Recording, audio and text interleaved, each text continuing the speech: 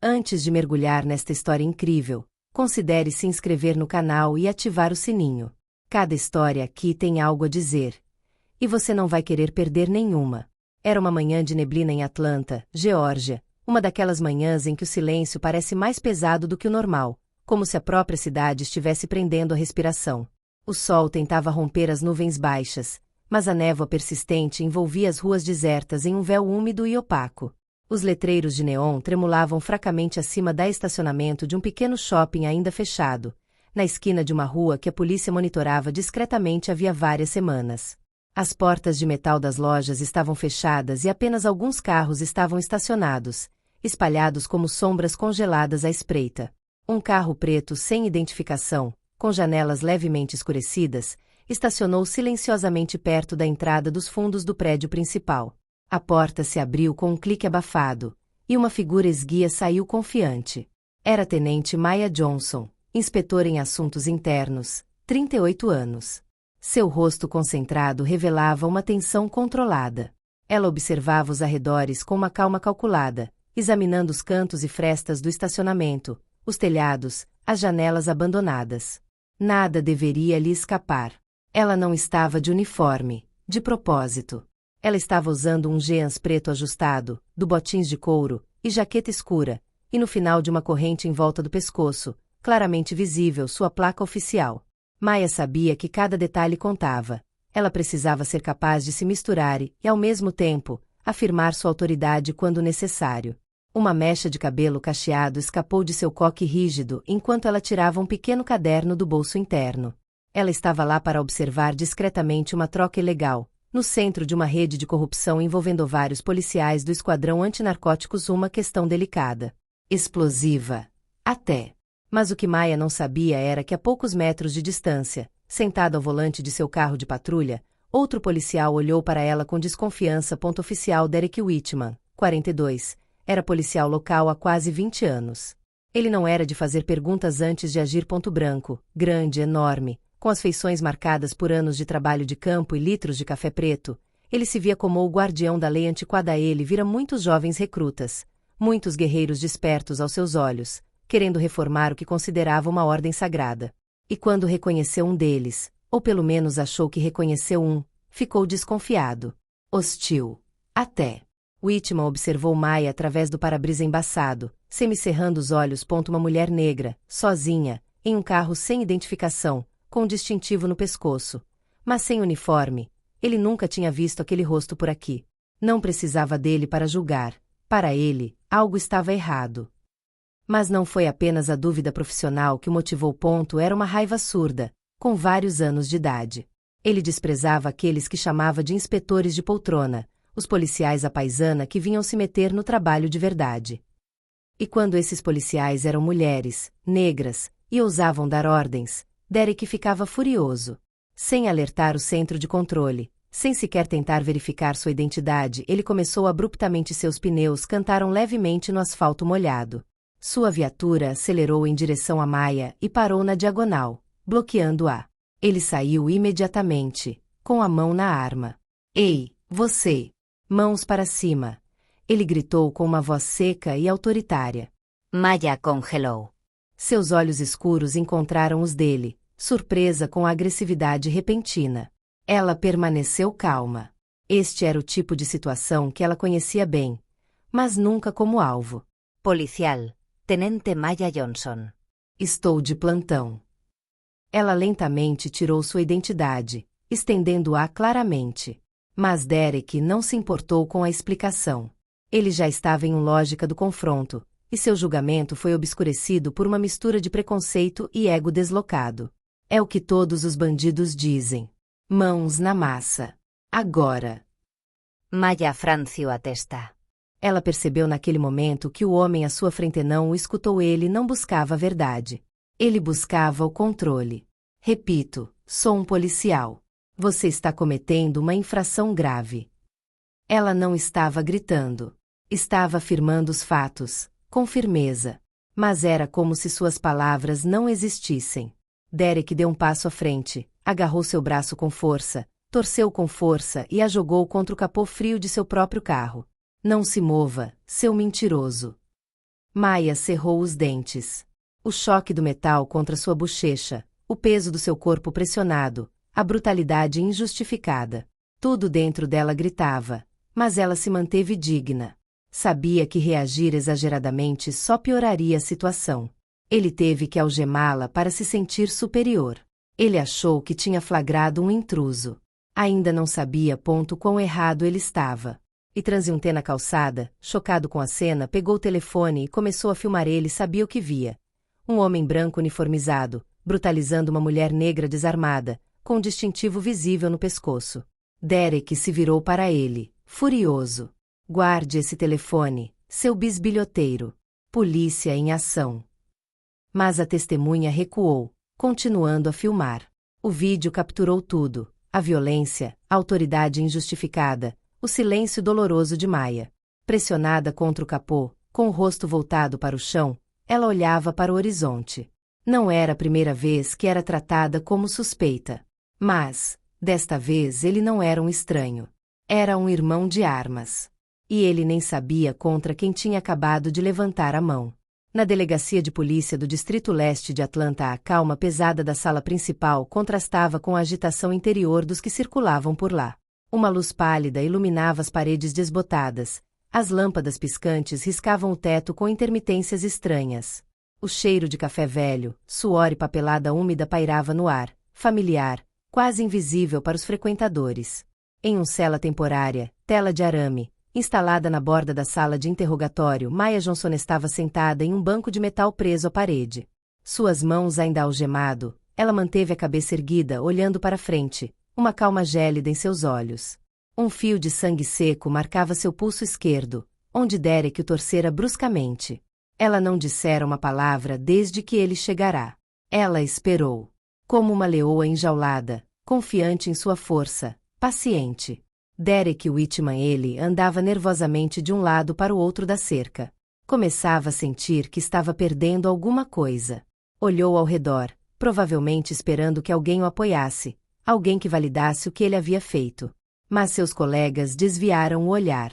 Alguns tinham visto Maya tirar o distintivo. Eles sabiam. Mas ninguém ousara intervir. Então, as portas da estação se abriram abruptamente. Um homem de cerca de 50 anos, de porte ereto apesar do aparente cansaço, entrou rapidamente. Capitão Raymond Harris, um veterano respeitado do departamento, afro-americano, com um olhar de aço. Ele havia conquistado a reputação de ser um homem justo, mas intransigente. Sabia como manter a calma nas situações mais difíceis, mas o que viu ao cruzar a soleira da porta o fez perder o fôlego. Ali, na frente dele, uma mulher negra, tenente de corregedoria, algemada em sua própria casa. O silêncio que se fez era quase sagrado. Ele não gritou imediatamente. Ele parou, observou. O olhar de Maya pousou lentamente sobre ele, sem ódio, sem reclamar. Apenas uma verdade nua e silenciosa. E então a voz do capitão cortou o ar. Que diabos é isso? Ele trovejou, seu eco ecoando nas paredes. Derek se endireitou, ficando pálido. Maya, ela calmamente levantou os olhos, com um rosto digno. Você deveria perguntar ao seu homem aqui, ela disse, sua voz suave, mas afiada como uma lâmina. Ele acabou de algemar um inspetor federal em uma missão investigativa sobre abusos de poder neste distrito. Um silêncio mortal caiu. Dava para ouvir a respiração presa na garganta. Até o zumbido das luzes de neon parecia diminuir. O capitão virou lentamente a cabeça em direção a Derek, rosto fechado e lívido, mandíbulas cerradas. Você quer que eu acredite que você colocou as mãos em um tenente de assuntos internos? Ele disse em voz baixa, quase calma. A Pesana. Sem pedir identificação. E sem qualquer verificação prévia. Capitão, ela parecia suspeita, ela não se identificou corretamente, ela. Você a viu preta, num carro sem identificação, sem uniforme. E imediatamente pensou que ela não tinha nada que estar ali, certo? Derek abriu a boca, mas nenhuma palavra saiu. Ele procurou uma defesa, uma fuga, mas tudo já soava falso. O capitão aproximou-se dele lentamente, sem levantar a voz. Você fala em obediência, mas ela mostrou o distintivo. Fala em desconfiança, mas não chamou os serviços de emergência. Fala em perigo, mas ela nem estava armada. Quer que eu lhe diga o que você fez? Ele fez uma pausa, seus olhos fixos nos de Derek. Você agrediu um colega, humilhou um superior, e acabou de arruinar sua carreira. O olhar de Derek finalmente vacilou. Sua máscara de certeza se rompeu. Ele entendeu. Ele tinha acabado de cruzar uma linha que não se cruza. Tire ela daí. Agora, ordenou o capitão a um oficial uniformizado. 2 policiais obedeceram em silêncio. Abriram a cela e se aproximaram cautelosamente. Maya se levantou lentamente. As algemas foram removidas. Ela massageou o pulso, mas não disse nada. O capitão caminhou em sua direção. Tenente Johnson, eu sinto muito. Não se desculpe por ele, capitão. Mas, se me permite, farei meu relatório. E sugiro que leia o arquivo que vim estudar. Derek Whitman já aparece 2 vezes nele. Os poucos agentes na sala trocaram olhares significativos. Maya colocou seu distintivo de volta no pescoço, ajustou sua jaqueta e saiu da estação sem dizer mais nada. Derek ficou ali, paralisado, como se tivesse acabado de acordar de um pesadelo. Mas aquilo era real. E a queda mal havia começado. Algumas horas depois, Maya Johnson estava em casa, em seu apartamento simples no bairro de Edgewood, em Atlanta. A luz quente do fim da tarde filtrava-se pelas persianas, lançando linhas douradas nas paredes. Ela estava sentada na beirada do sofá, o pulso esquerdo envolto em uma bandagem branca, ainda um pouco inchado. O silêncio na sala contrastava fortemente com o tumulto das últimas horas. Seu tablet estava sobre a mesa de centro, exibindo um mosaico de notificações, chamadas perdidas, mensagens de apoio e, o mais importante, alertas de mídia.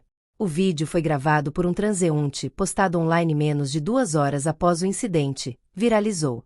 Mostrou claramente a prisão brutal. Um policial branco jogando violentamente uma mulher negra contra um capuz, ignorando ostensivamente sua placa de carro que ela apresentou calmamente.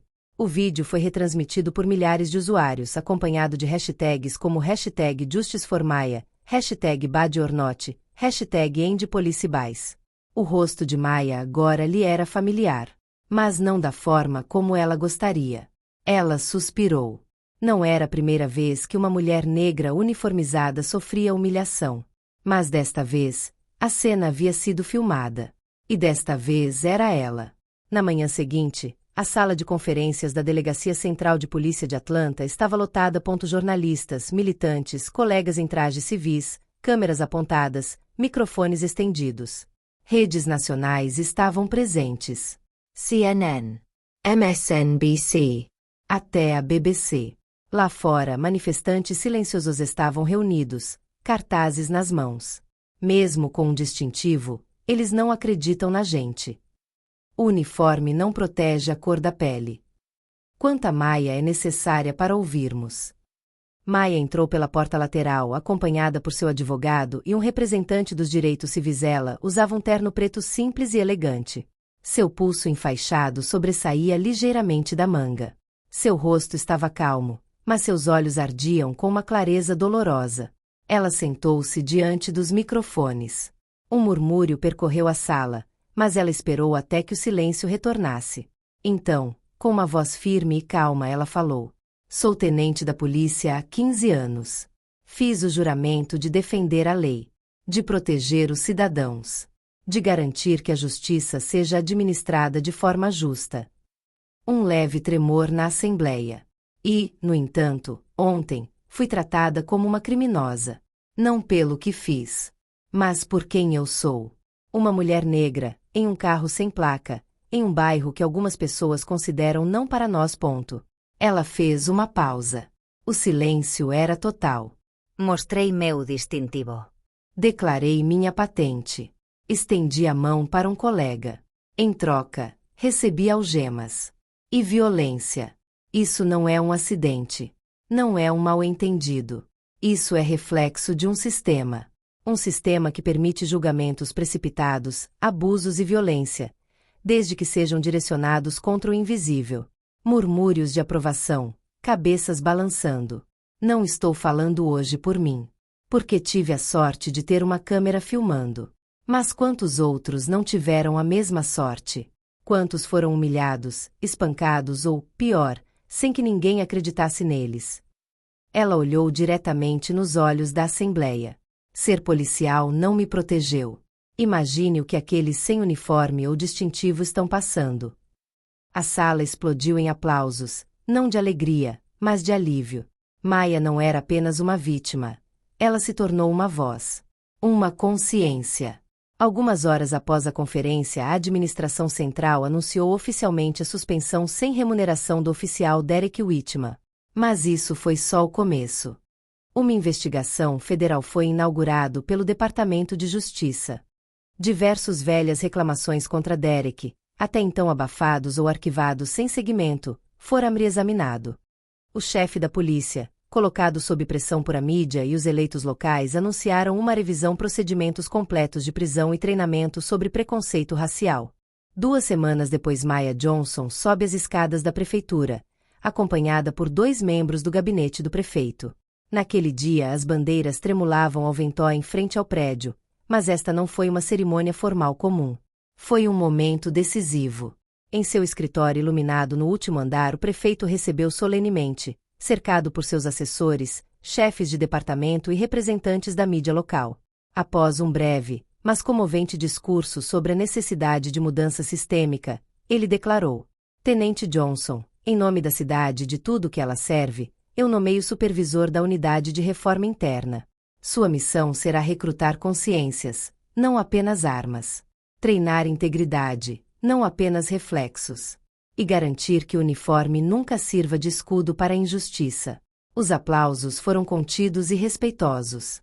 Mas o que eles estavam comemorando era muito mais do que uma promoção. Foi um reconhecimento. Uma reparação. Uma promessa. Nas semanas que se seguiram, Maya assumiu seu papel com naturalidade. Ela recusou concessões fáceis. Exigiu que todos os recrutas passassem por treinamento em preconceito implícito, ética, redução da tensão e escuta comunitária. Ela se apoiou em sociólogos, ex-detentos, mães enlutadas e até mesmo ex-policiais arrependidos. Ela queria mudar a cultura, não apenas corrigir procedimentos. Uma noite de outono, enquanto o sol poente banhava os corredores da delegacia com um brilho acobreado, Maya saiu de seu escritório. Ela vestia um longo casaco escuro, a bolsa no ombro e uma pasta na mão. Foi quando ela o viu sentado em um banco de metal no corredor adjacente. Derek Whitman. Em trajes civis. Traços desenhados. Olhar evasivo. Ele segurava alguns papéis que acabará de assinar. O procedimento agora era irreversível, sua suspensão foi definitiva. Fim de carreira. Quando ele encontrou o olhar dela, ele se levantou desajeitadamente, inquieto, quase retraído. Eu não sabia quem você era. Ele gaguejou, com a voz embargada. Maya congelou. Um silêncio se instalou, denso, quase sagrado. Ela o encarou sem animosidade, mas sem indulgência. Seu olhar não tremeu. E se eu não fosse quem sou? Se eu fosse uma jovem de camiseta, uma adolescente negra caminhando para casa, uma mãe com suas sacolas de compras, você teria agido de forma diferente? Derek olhou para baixo. Ela continuou, com a voz calma, mas implacável. O que você fez comigo, provavelmente já fez com outros. Pessoas sem distintivos. Sem câmeras. Sem vozes. Quem eu sou não te protege do que você se tornou. Sem gritos. Sem insultos. Apenas a verdade nua e crua, que pesa mais do que um veredito.